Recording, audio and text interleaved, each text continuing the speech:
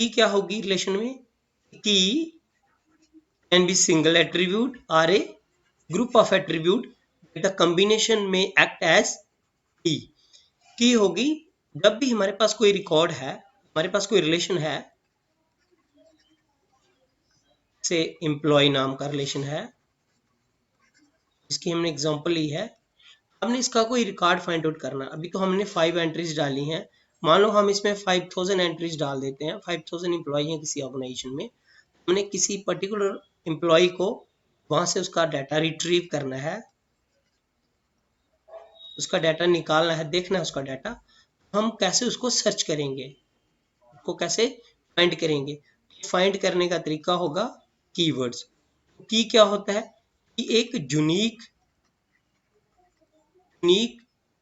Entry होती है उस पर्टिकुलर एट्रीब्यूट में, जो रिपीट नहीं होती, जो रिपीट नहीं होती। जैसे हमने अपने टेबल में एम्प्लॉय आईडी को बनाया है, मीन आईडी है 101, 102, 103। किसी भी एम्प्लॉय की आईडी इनमें से कोई नहीं होगी। आईडी हर एक एम्प्लॉय की चेंज होती जाएगी, मीन हर एक एम्प्लॉय को यूनिक और इंडिविजुअल आईडी मिलेगी, जिस आईडी द्वारा हम उसको सर्च कर सकते हैं, उसका डाटा रिट्रीव कर सकते हैं और हमें कोई भी कंफ्यूजन नहीं होगा। इसलिए की एक एट्रीब्यूट होगा जिसमें यूनिक वैल्यू डाली जाएंगी, वो वैल्यू ओवरलैप नहीं होंगी। अब हमारे पास नंबर ऑफ कीज है। सबसे पहले super key. Super key is defined as set of attributes within a table that can uniquely identify each record within a table. Super key is a superset of candidate key. What is now candidate key? Candidate key है any attribute, कोई भी attribute, table में जितने भी attribute हैं जो eligible हैं की बनने के लिए, जिनके पास क्वालिटी है की बनने के लिए, मीन किसी का भी कोई भी एंट्री डुप्लीकेट नहीं है, वो सारे एट्रीब्यूट क्वालिफाई हैं की बनने के लिए। तो मान लो किसी टेबल में 3 एट्रीब्यूट हैं जो की बना सकते हैं, मीन 3 कॉलम की बन सकते हैं। वो जितने भी कॉलम क्वालिफाई करते हैं की बनने के लिए, सभी कॉलम को हम बोलेंगे candidate key, mean they are eligible to become a की।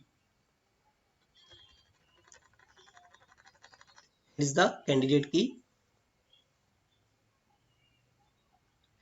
Candidate key are defined as minimal set of fields which can uniquely identify, देखिए uniquely identify, this is the main keyword, uniquely identify each record in a table.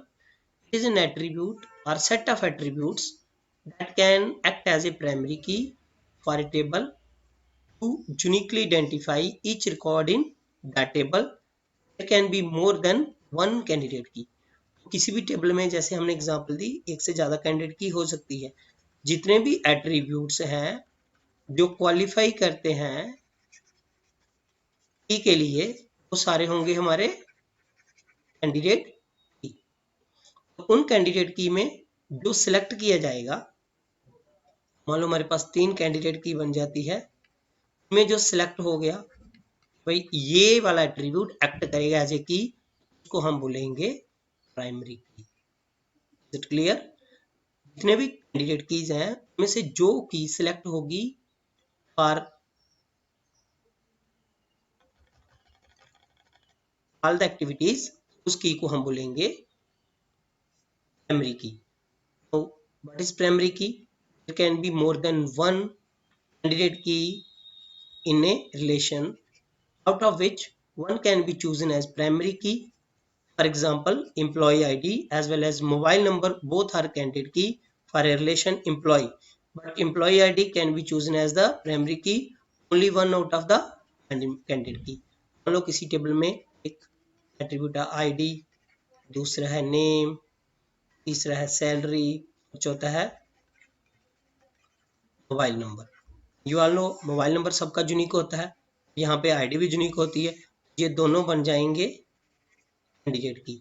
Finally हमने इसको select किया तो ये बन जाएगी primary की। जो कि बच गई, जो सिलेक्ट नहीं हुई, वो कौन सी बन जाएगी? सेकेंडरी की। आइए अब सेकेंडरी की देखते हैं।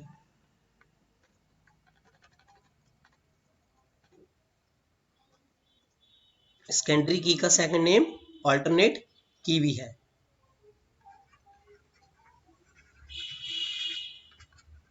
सेकेंडरी की, सो अल्टरनेट की।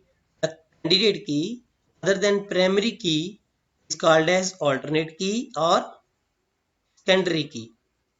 For example, employee ID as well as mobile number both are candidate key are a relation employee, but mobile number will be alternate key, only one out of many candidate keys, because इसमें से employee ID को select कर लिया गया, employee ID को select कर लिया गया, employee ID जिसको select कर लिया गया वो क्या बन गई? प्राइमरी की। जो रह गई जिसको नहीं select किया गया, दोनों कैंडिडेट की थी, वो बन गई हमारी alternate key. Another is the foreign key. Foreign key is a column or a group of columns in relational database table that provides a link between data in two tables. It acts as a cross reference between tables because it references the primary key of another table, thereby establishing a link between them. देखिए, foreign key is a non key element.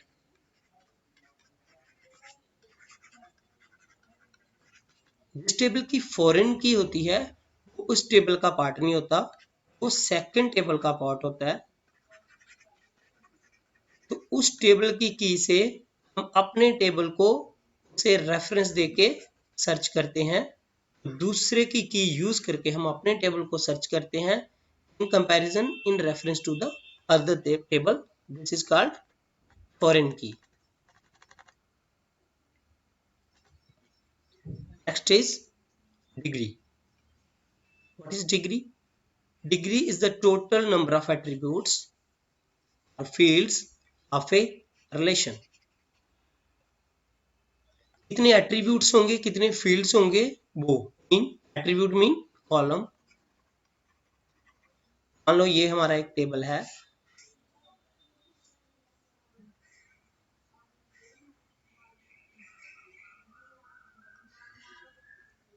ये ID है, example ये name है, ये salary है, ये mobile number है।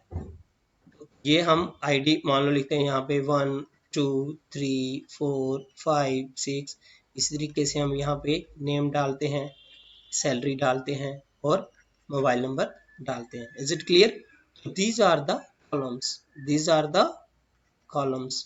तो number of column in a relation is called the degree. Mean number of attribute in a relation is called its degree.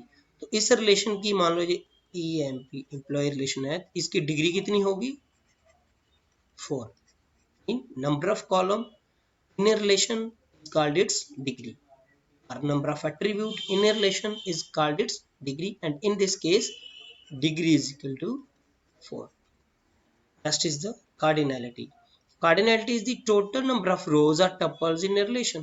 Clear? In इसी रिलेशन में कितने रोज हैं, कितने टप्पल हैं? टप्पल 1 2 3 4 5 6। I have just entered 6 tuple here. So यहाँ पे cardinality क्या हो जाएगी? Number of tuple mean 6।